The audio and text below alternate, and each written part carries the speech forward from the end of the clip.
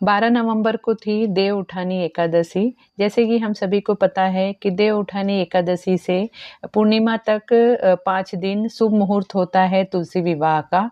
तो यहाँ पे बहुत सारे लोग जिस दिन एकादशी होती है उस दिन ही तुलसी जी की पूजा करते हैं। मैंने भी सोचा था कि उसी दिन पूजा करूँगी, लेकिन थोड़ी मेरी तबीयत खराब हो गई, जिसकी वजह से मैं एकादशी के दिन मैं विवाह तुलसी जी का विवाह नहीं कर पाई। तो मुझे फिर दूसरे दिन उनका विवाह करना था, क्योंकि पूर्णिमा के दिन भी मेरी सत्यनारायण भगवान की पूजा होगी, क्योंकि इस बार जो ये कार्तिक महीने की पूर्णिमा आती है बहुत ही शुभ फल देता है।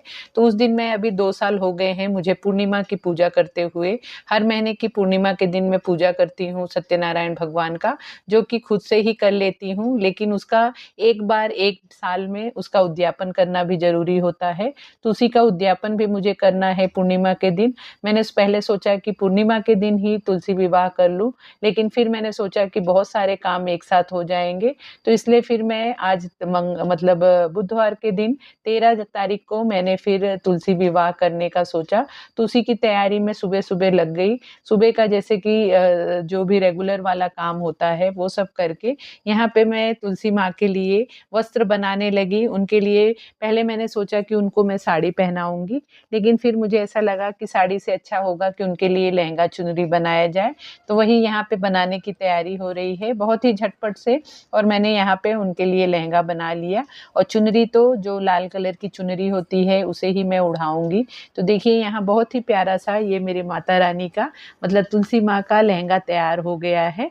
अब यहाँ पे शादी की तैयारी कर लूँगी, मतलब पहले सभी चीज़ों को अच्छे से यहाँ पे सजा दूँगी, तुलसी माँ को अच्छे से उनका श्रृंगार कर दूँगी। उसके बाद फिर तुलसी विवाह करूँगी।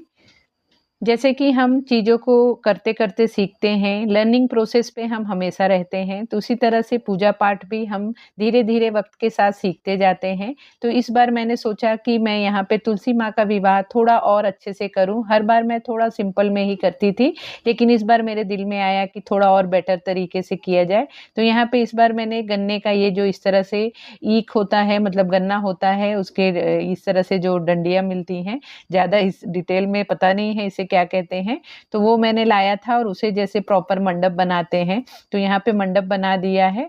यहाँ पे मेरे पापा भी इस बार थे, तो वो मेरे साथ हेल्प कर रहे थे, मुझे बता रहे थे, थोड़ा बहुत वो भी मेरे साथ मदद कर रहे थे। तो यहाँ पे पहले अच्छे से तैयारी कर ले रही हूँ, उसके बाद फिर विवाह का जो भी प्रोसेस होता है वो करेंगे। तो वन बाय वन इस वीडियो में मैं स्टेप बाय स्टेप हर चीज़ आपको बताऊँगी, क्योंकि सभी चीज़ें मैं सेम जैसे कर रही हूँ वैसे ही करती थी, लेकिन जो थोड़ा-सा तैयारी करने वाला तरीका होता है, वो मैं कम करती थी, लेकिन इस बार थोड़ा-सा और बेटर किया है। हो सकता है अगली बार और इससे बेस्ट करूँ। तो इस तरह से ही हम चीज़ों को करते-करते चीज़ें नॉलेज में आती है और हम सीखते हैं। तो यहाँ पे देखिए एक चौकी बिठा के उस पे मैंने इस तरह से 5 गन्ने का ये मतलब डंडी लगा दिया है। जैसे कि मंडप भी बनाते हैं तो एक बीच में होता है और 4 साइड-साइड में होता है, तो उसी तरह से मैंने 5 किया है। उसको मैंने इस तरह से देखिए छोटे-छोटे जो मटके होते हैं, दिवाली के टाइम मटके जो यूज़ हुए थे, उसी में मैंने इस तरह से उसे सपोर्ट करके रखा है, और साथ ही फिर यहाँ पे माता रानी का स्वरूप देने के लिए, तुलसी माँ को स्वरूप देने के लिए यहाँ पे इस तरह से जो चेहरा आता है, मुखौटा आता है, वही मैंने यहाँ पे उन्हें लगाया है। तो इस तरह से एक उनका स्वरूप बन जाएगा, और जिसकी पूजा करने के टाइम ये एक अलग ही फीलिंग आती है। तो यहाँ पे इस तरह से उन्हें अच्छे से तैयार करूँगी, जो भी श्रृंगार का सामान मुझे उन्हें पहनाना है, वो भी पहनाऊँगी, चुनरी उड़ाऊँगी, गजरा-वजरा लगाऊँगी, सभी चीज़ों को अच्छी तरीके से तैयारी करूँगी।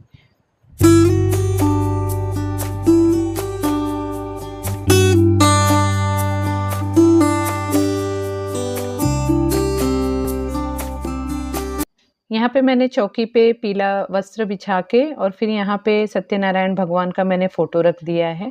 मेरे पास लक्ष्मी नारायण के विग्रह भी हैं और कृष्ण भगवान का भी विग्रह है, लेकिन यहाँ पे मैं सत्यनारायण भगवान का इस तरह से फ़ोटो रख के ही तुलसी विवाह करती हूँ। और यहाँ पे फिर हमें ये कलश की भी स्थापना करनी है, तो यहाँ पे चावल से मैं अष्टकमल दल बना दे रही हूँ। अगर मैं एकादशी के दिन पूजा की होती, तो एकादशी के दिन फिर चावल का यूज़ नहीं किया जाता है, तो यहाँ पे फिर तिल से, सफ़ेद तिल से अष्टकमल दल बनाती थी। लेकिन इस बार जब मैं एकादशी के बाद पूजा कर रही हूँ, तो आज फिर मैं यहाँ पे चावल से अष्टकमल दल बना रही हूँ और यहाँ पे मैंने कलश रख दिया है। अब यहाँ पे ऑलमोस्ट मेरी सभी तैयारी हो गई है। अब सबसे पहले यहाँ पे गणेश जी की पूजा शुरू करनी है। तो पूजा शुरू करने से पहले मैं यहाँ पे पहले घर के हर जगह दिया जला दूँगी। जैसे कि शादी-ब्याह के दिन हमारे घर में सब जगह लाइटिंग वाइटिंग लगाई जाती है और मैंने भी अभी तक दिवाली का जो भी डेकोरेशन था, उसे मैंने हटाया नहीं है क्योंकि मुझे तुलसी विवाह तक और जो कार्तिक की पूर्णिमा है, उस दिन तक मुझे मेरा डेकोरेशन में रखी हूँ। उसके बाद फिर मैं उसे हटा दूँगी। तो पहले सब जगह दिया जला दूँगी और उसके बाद फिर पूजा शुरू करूँगी। मतलब तुलसी माँ की विवाह शुरू करूँगी।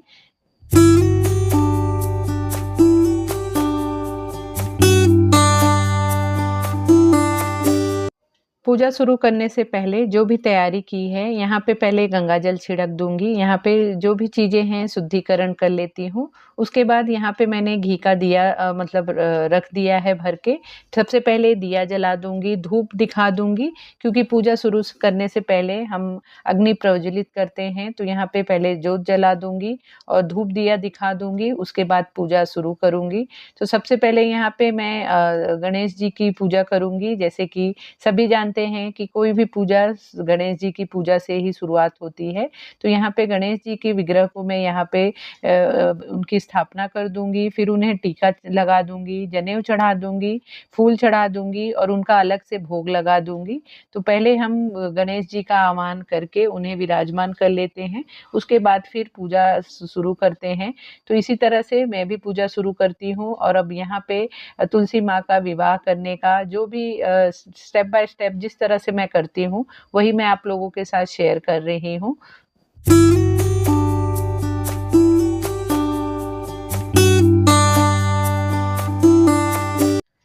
जैसा कि हम सभी में शादी-ब्याह का जब मंडप बनाते हैं, तो मंडप की भी पूजा पहले करके फिर वहाँ पे जो भी विधि-विधान होता है, जो भी रस्म होती है, वो किया जाता है। तो उसी तरह से यहाँ पे जो गन्ने का ये मैंने मंडप बनाया है, तो इसकी भी मैं पूजा कर ले रही हूँ। यहाँ पे भी टीका लगा के फूल चढ़ा दे रही हूँ। उसके बाद फिर विवाह की मतलब शुरुआत करूँगी। तो यहाँ पे सबसे पहले जो भी मतलब जैसे हल्दी, मेहंदी की रस्म होती है, तो उसी तरह से मैं भी करती हूँ। तो सबसे पहले विष्णु जी को, नारायण जी को यहाँ पे हल्दी लगा दे रही हूँ, उनके माथे पे, उनके हाथों में और उसी के साथ फिर तुलसी मैया को भी इस तरह से हल्दी लगा दे रही हूँ। हल्दी लगाने के बाद फिर यहाँ पे मेहंदी का यहाँ पे मैंने कोन ले रखा है, तो यहाँ पे थोड़ा-थोड़ा मेहंदी लेके वो भी शुभ कर ले रही हूँ क्योंकि हल्दी और मेहंदी की भी रस्म होती है, जैसे कि जब विवाह होता है। तो उसी तरह से ये भी मेरे रस्म होते हैं।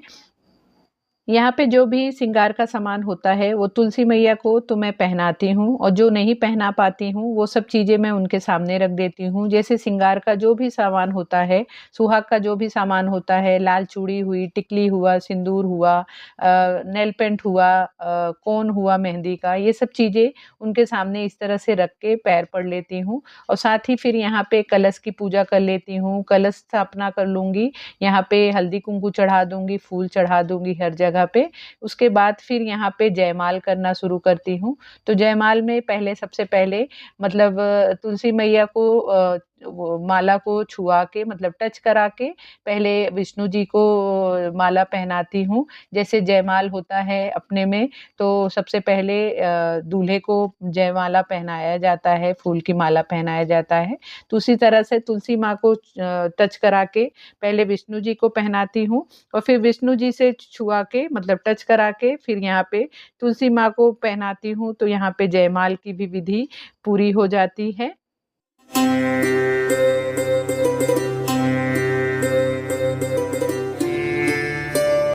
जयमाला हो जाने के बाद फिर यहाँ पे गठबंधन करूँगी, तो गठबंधन करने के टाइम जैसे माता रानी की चुनरी है और विष्णु जी का जो पीला वस्त्र है, उसमें यहाँ पे मैं हल्दी की गाँठ, लवंग, इलायची, दक्षिणा और अक्षत, फूल, ये सब चीज़ों को रख के और दोनों मतलब दोनों जन के जो भी चुनरी और वस्त्र है, इससे गठबंधन कर दूँगी। फिर गठबंधन हो जाने के बाद अब यहाँ पे सिंदूर दान जो होता है वो करती हूँ। सिंदूर दान में इस तरह से एक चांदी का सिक्का ले लेती हूँ। चांदी का या नॉर्मल सिक्का जो भी हो आपके पास वो ले सकते हैं। तो मैं यहाँ पे चांदी का सिक्का ले लेती हूँ और उससे 5 बार इस तरह से सिंदूर लेते हुए भगवान जी को टच करा के फिर यहाँ पे तुलसी माँ को चढ़ा देती हूँ और उसी तरह से फिर यहाँ पे मंगलसूत्र की भी रस्म करती हूँ।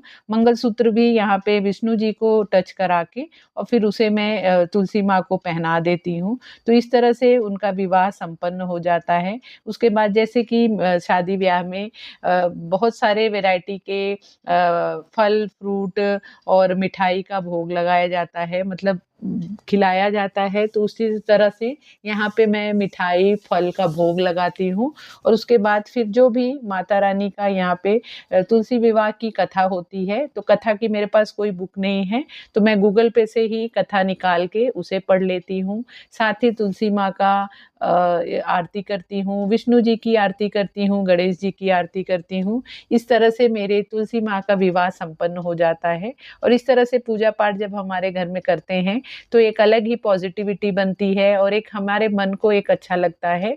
तो इसी तरह से मैं भी तुलसी विवाह करती हूँ और तुलसी माँ मेरे घर में हमेशा रहती हैं, तो उनका विवाह करना भी बहुत मतलब एक पुण्य का काम होता है, एक शुभ काम होता है। और जैसे कि सुना है कि अगर आपको बेटी ना हो, तो तुलसी विवाह तो ज़रूर ही करना चाहिए। तो इसी तरह से मैं भी कोशिश करती हूँ कि तुलसी विवाह किया करूँ हर साल।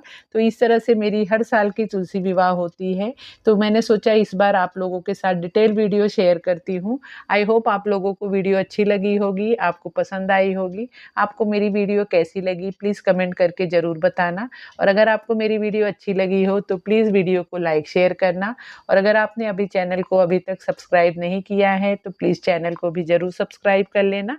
तो मिलते हैं फिर नए वीडियो में। Bye bye.